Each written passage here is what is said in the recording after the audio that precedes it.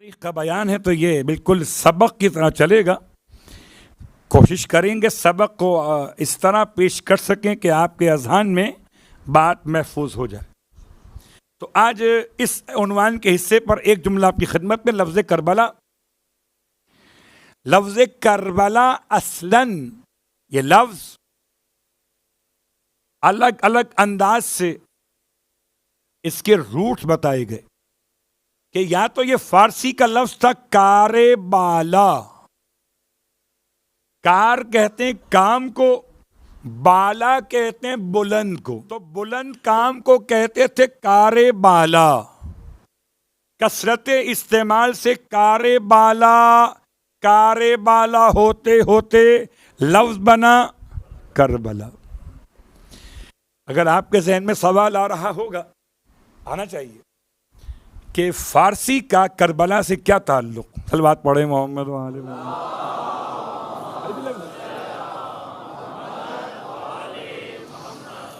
ہو سکتا ہے کہ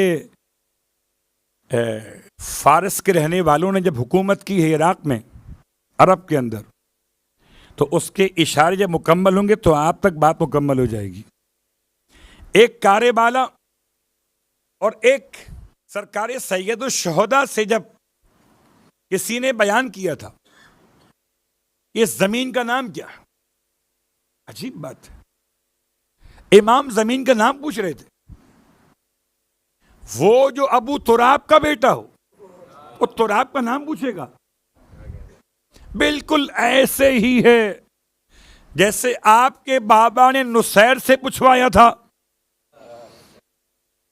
کہ پانی کی سطح کم کہاں پر ہے. ایسے ہی سمجھ لیجئے. اور مثال دے دیتا ہوں. سمجھ لیجئے اللہ کے رسول نے جبرائیل سے کیوں پوچھا تھا کہ فرشتہ اس کی اتنے سارے ہاتھ اور انگلیاں ہیں، یہ کیا کر رہا ہے؟ کیا پیغمبر کو معلوم نہیں تھا؟ چلیے نبی تک بات پہنچ گئی، آئیں خدا تک بات پہنچا دیتے. خدا نے حضرت موسیٰ سے پوچھا آپ کے ہاتھ میں کیا ہے؟ اگر خدا حضرت موسیٰ سے پوچھے تو موسیٰ رہے، خدا رہے. معافی یمینک، آپ کے ہاتھ میں کیا ہے؟ اور اگر پیغمبر جبرائیل سے پوچھے تو جبرائیل رہیں، پیغمبر رہیں.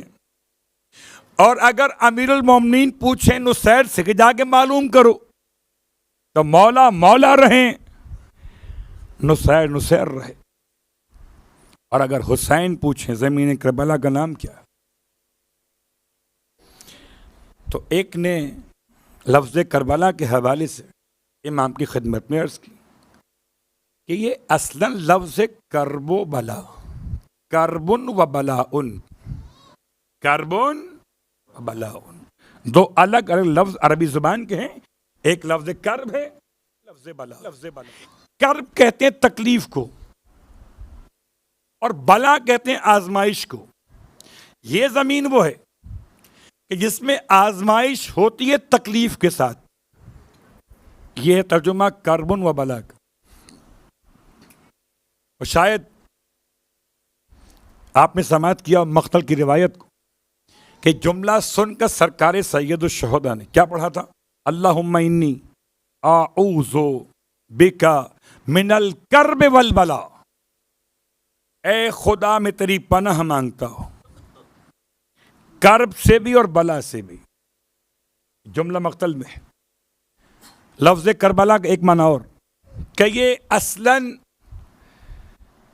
بزبان سریانی یا سریانی، یہ لفظ ہے دو سے ملا ہوا. کیا ہے وہ لفظ؟ کرب اور ایل، جیسے جب را ایل، ایسے کرب ایل سے بنا کربلا.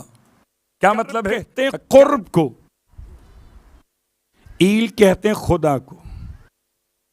کرب ایل کا مطلب ہے قرب خدا، وہ زمین کے جہاں پر انسان خدا سے قریب ہو جائے اسے کربلا. صلوات پڑھے محمد و آل محمد.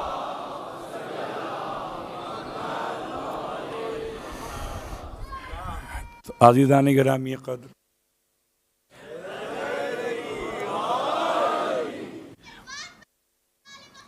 ماشاء اللہ، اللہم صلی اللہ علیہ۔ یہی تو ماؤں کی تربیت کا اثر ہے کہ آنے والا یہاں فرش ازا پر چھوٹے ہوں یا بڑے، سب کے سب اظہار محبت حسین کر رہے ہیں، اور یہی عنوان تھا ہمارا۔ آئیے آج کی حد تک بات کو یہاں روکتے ہوئے باقی باتیں انشاءاللہ آہستہ آہستہ آپ کی خدمت میں آتی رہیں گی۔ کربلا کب بنی، کیسے بنی، کب آباد ہوئی، اور کتنی بار ویران ہو چکی ہے، اور آگے اس کا مستقبل کیا ہوگا، روایات کی روشنی میں اس کی خاک کی عظمت کیا ہے، اہمیت کیا ہے۔ لیکن آج محرم کی 11 تاریخ آپ کی خدمت میں دل چاہتا ہے ایک ماں کو سلام پیش کریں۔ بڑا حوصلہ ہے، کسی کا ایک جوان بیٹا،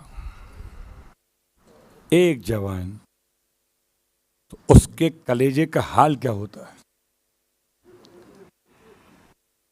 شاید آپ کے ذہن میں سوال ہے کہ مولانا آپ نے ترتیب میں سب سے پہلے یہ نام کیوں رکھا؟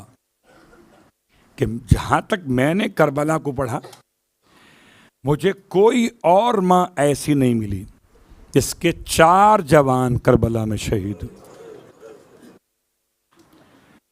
ورنہ شاید میں اس کو بیان کرتا پہلے۔ ربط مصائب سے پہلے 2-4 باتیں آپ کی خدمت میں۔ ہم اہل ولا ہیں، اور ہم اہل ولا خدا کی بارگاہ میں وسیلے کے بغیر آگے نہیں بڑھتے۔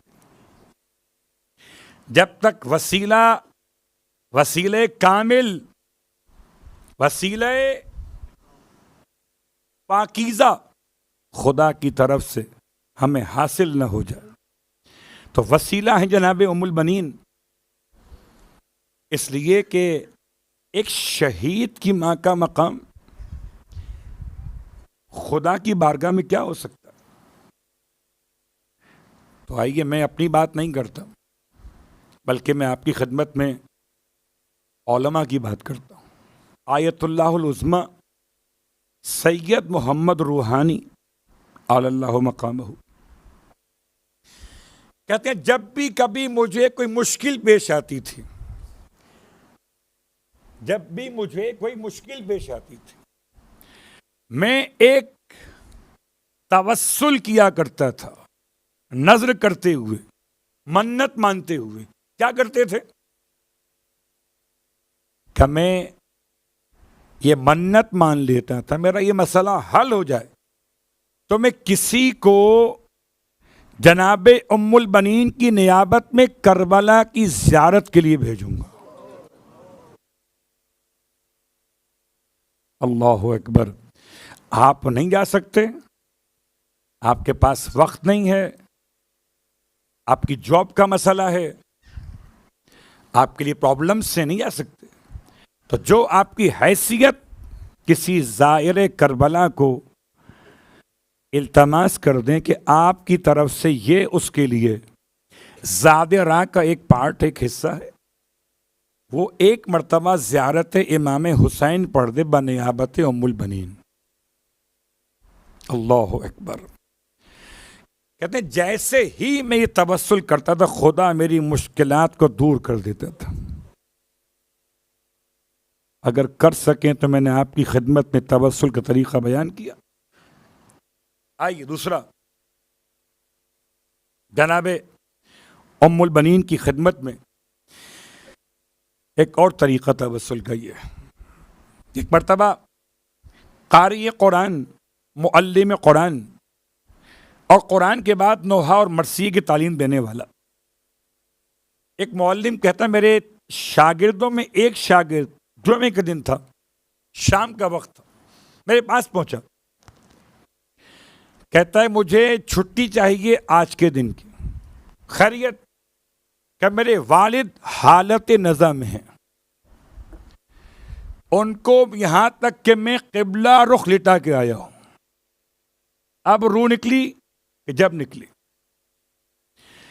یہ معلم کہتے ہیں میں نے اسے روک لیا، میں نے اس سے کہا کہ بیٹا آج جمعے کا دن ہے، غروب آفتاب کا وقت نزدیک ہے. جناب سیدہ فاطمہ زہرا سلام اللہ علیہا نے اپنے بابا سے اس سوال کیا تھا کہ وقت قبولیت دعا کون سا ہے؟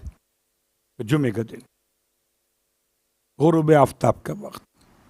تو بیٹا تم اسی وقت خدا کی بارگاہ میں اس کام کا ارادہ کرو کہ اگر خدا تمہارے والد کو صحت عطا کر دے تو تم 10 دن تک زیارت عاشورہ پڑھ کر مادر عباس کی خدمت میں ہدیہ کرو. کہتا ہے میں نے استاد کے کہنے پر ارادہ کر لیا، ابھی پڑھا نہیں ہے، ارادہ کیا ہے. کہتا ہے یہ جملے مکمل کر کے میں جب اپنے گھر پہنچا دیکھا کہ والد نماز عشاء کے لیے وضو کر رہے تھے. کہاں قبلہ رخ اس سے لٹا دیا گیا ہو مرنے کے لیے. بات واضح ہو رہی. تیسرا جملہ آپ کی خدمت میں، اگر چاہیں تو ام البنین کے نام سے تسبیحات کی تلاوت، یعنی کیا مطلب کہ 14 معصوم، اس کے بعد حضرت ام البنین، مولا عباس اور جناب زینب کبریٰ، یہ 3 ہستیاں اور 17 افراد کے نام سے ہر ایک دن صبح کی نماز کے بعد یا عشاء کی نماز کے بعد 1000 مرتبہ درود کی تلاوت، وَأَجِّلْ فَرَجَهُمْ، ہدیہ پیش کرتے چلے ترتیب کے ساتھ. 14 معصوم، جناب زینب کبریٰ، حضرت عباس، ام البنین، اپنی مشکلات کے حل کے لیے. مگر شرط یہ کہ یقین کامل.